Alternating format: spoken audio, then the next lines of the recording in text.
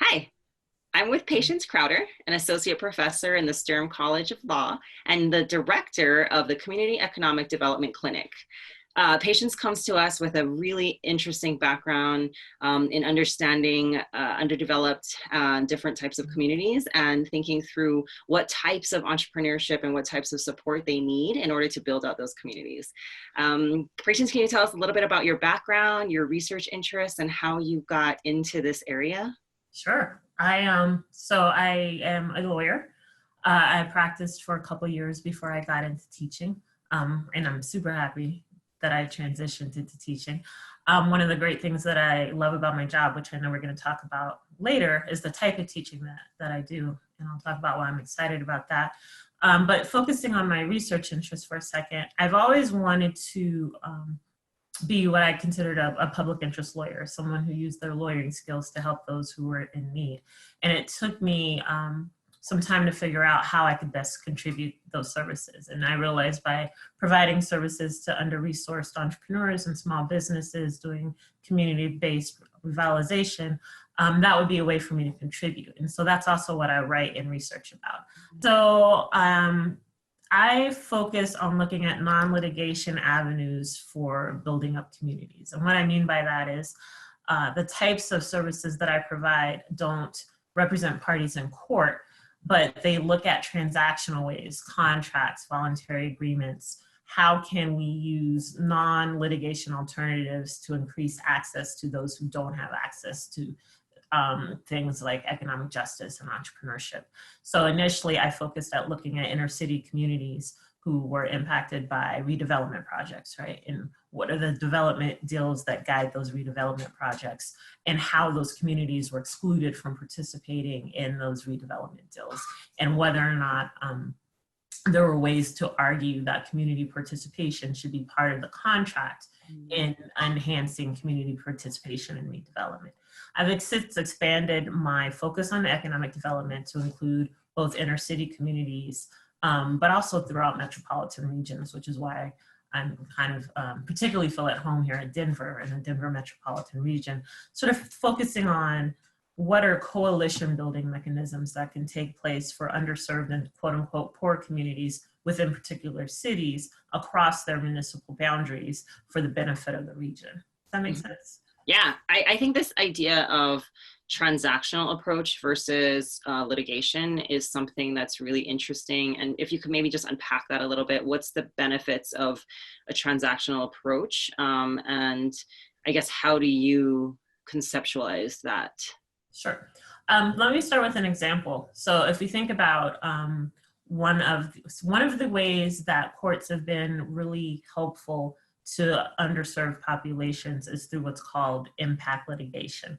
And that's where lawyers represent clients who sort of also represent a type of class and will litigate a case. And the hope is that once that case is decided, the benefit is both for that party, but also for people who look like that party. So one of this country's most famous impact litigation cases was Brown v. Board of Education, which desegregated public schools in this country. Impact litigation case, not just on behalf of the plaintiff, but on behalf of, at the time, well, I'll just say on behalf of non-white students in public schools, right? With the goal of getting students of all races to integrate and be at schools. So the court outlawed segregated schools, but it didn't set up any implementation systems for how the schools should be desegregated. So we live in a world today where we have, in a lot of instances, schools that are more segregated now than they were when Brown was decided, I think in 1949. And so the transactional approach looks at how can we build mechanisms for implementing avenues of increasing equity and justice that don't involve going to court. It's sort of a different mindset also. Like litigation is about party A, party B, and there's a dispute, right? And trying to stop or cure a past harm. Transactional law is very forward looking. It's not about remedying for damages, but it's about usually, hopefully, I'm not saying it can't get contentious, but how can parties work together to build value voluntarily? And that's through contracts, that's through leases, that's through agreements, voluntary agreements. And so my research looks at how can we use this collaborative way to impact ways that might traditionally have been focused on seeking litigation alternatives. Does that make sense? Yeah, no, I think that's really interesting. And with using this approach and kind of going back to the kind of overarching area of interest of your research, which is looking at inner city and underserved communities, what do you think are is one of the biggest problems being faced right now by that population? Right. It's an access to justice, economic justice issue. This country, the evolution of this country took place involving certain exclusions of people having certain types of access to resources, right? So if you think about like the history of slavery, Chinese Exclusion Act, the history of Native Americans in this country, wealth was being built by certain individuals while others were excluded, and that's tracked for generations, right? It's right. Well, some of our underserved communities look like the way they do, right? If you think about what's considered sort of a poor community or a bad community or a scary community, it's usually a community that doesn't have a lot of white people, and we don't always think about how that community came to be. It wasn't like an organic, the community created itself, but you know, we have a history of redlining, we have a history of racial covenants where people were only physically allowed to live in certain spaces and build up density in those particular spaces, and have absent landlords who weren't paying attention to the property that was being rented because people couldn't buy housing. So when I think about what one of the biggest challenges is today, it's sort of like, how do we get over what's been a historic exclusion of access to economic justice, and how do we open up doors that have been previously closed, or even if they were open in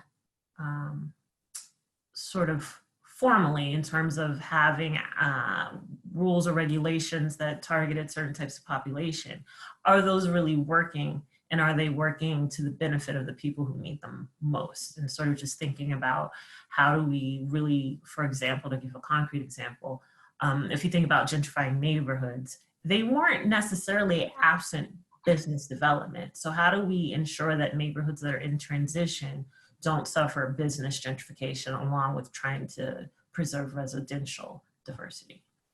And how do you think, I mean, this access to economic justice has clearly been a problem, a historical problem. It's not a new problem that just emerged recently. But in the face of this pandemic that we're in right now, can you see other elements or other dimensions to the problem that might have not been as visible before? Sure.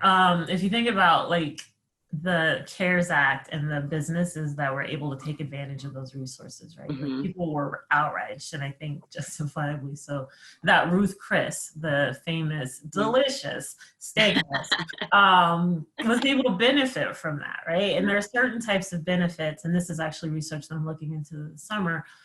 Businesses, particularly chains, businesses with infrastructure were ready to sort of jump into this application process, where small businesses that were just hustling to meet the day-to-day all of a sudden had to, pivot in a way with respect to how they were providing their goods or services, but then also have to find some capacity to be able to participate in this loan process. And that's not just to apply, that's to understand what you're applying for and the consequences of it. So to answer your question in terms of what the pandemic has done, it's really, it's shown us the haves and the have-nots in terms of those of us who have the luxury of like working from home, and those of us who have the hardship of having to check out our groceries, but also with respect to business development and entrepreneurship in terms of like who has certain infrastructures in place that made them more readily able to pivot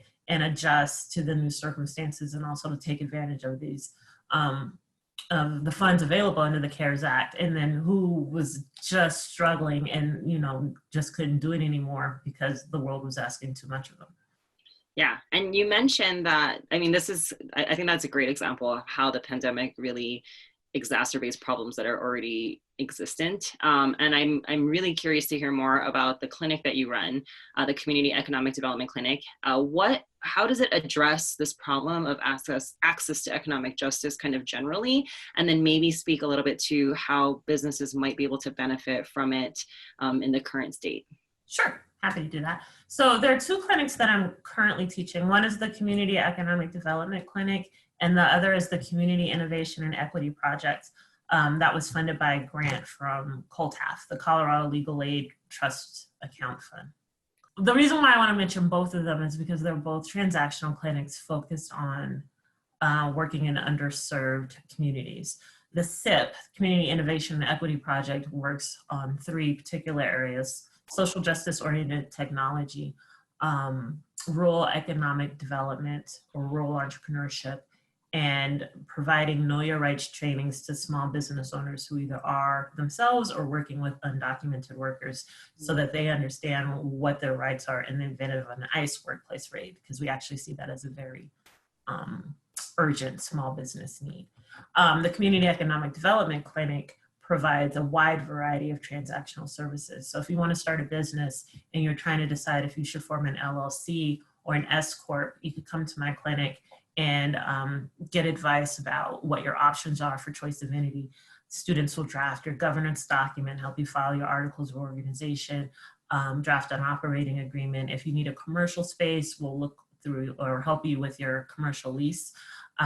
If you've got some intellectual property concerns, we can talk to you about what's the distinctions between copyright and trademark, and just sort of helping consider all of the more immediate startup needs. But if you're an existing business, we help there too. So we do vendor agreements, we do form contracts. It's really about sort of thinking about what the business needs are, either as a startup or an existing need, and then how we might be able to help further those goals. So if you're a business, a small business owner starting up or an established business, is there an application process to be able to participate in this program? There is. We have a request for legal services form that we ask all potential clients to fill out. And that basically helps us understand who's operating the business, who the owners are, if there are any owner percentages that we to inform us about. And also what are your goals? And the expectation is not that you know them all. Generally people are like, I need form contracts. And then we start talking about, all of a sudden you might need an NDA or a different type of agreement to help just facilitate the business that they were unaware of. So we use that as a way of starting the conversation. I like to let people know that we provide our services for free. So students are working under faculty supervision. All of us are licensed attorneys to provide these services. But the goal really is to help provide free transactional legal services to folks who wouldn't have market rate legal services for attorneys.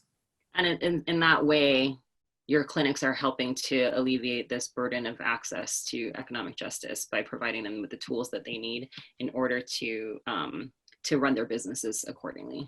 Absolutely. So for one of my final questions here, how, if you're a student or faculty at the University of Denver or one of our community members, how can we either get involved in your program specifically, or how can we contribute to the broader problem in terms of being part of the solution? Okay. So students and faculty and staff who are interested in their own ideas. We aren't sort of an idea think tank, but if you have an idea that you've vetted and you've got a business plan or a viable plan of operation and want to know what some of your options are, we might be able to assist you with entity formation or just helping you prep to get to the next step. We've done that where we've got some folks with ideas and just, wanted to figure out how to pitch their idea, right? And so we'll do an NDA and also provide some just general business planning advice about what that might look like. So we definitely work with folks at different stages, but what we're not really able to do is talk to you about whether or not your idea is a good idea. But if you've got an idea and you're ready to move forward, the clinic is a good space for you. In terms of the broader problems, I think my answer is similar to what I heard Virginia Pitt say in the earlier interview. Is just sort of when you're out in the world, be aware, right? Just if you're buying food at this particular time from a grocery store, and if it's a chain, just be aware that there are people there who are providing you services who don't have the luxury of not coming into work and what that might look like. But also, try and focus on supporting our small businesses by ordering food and, you know, picking it up directly as opposed to some of the other options that are out there, and just sort of thinking creatively about like, do I need to get this plant from King Supers or should I go to a local nursery, which was actually a decision point that I made yesterday.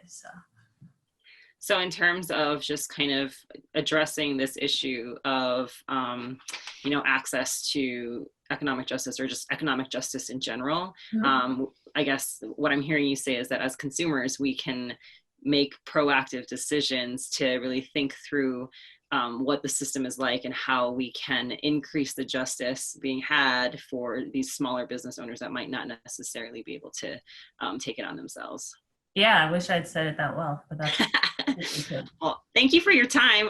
I learned so much about your programs. I think this is a really awesome resource to have on our campus and for our students and our faculty and for our community as a whole. So thank you for all the work that you're doing to take on this really big challenge. Thank you, Melissa. It's been a pleasure.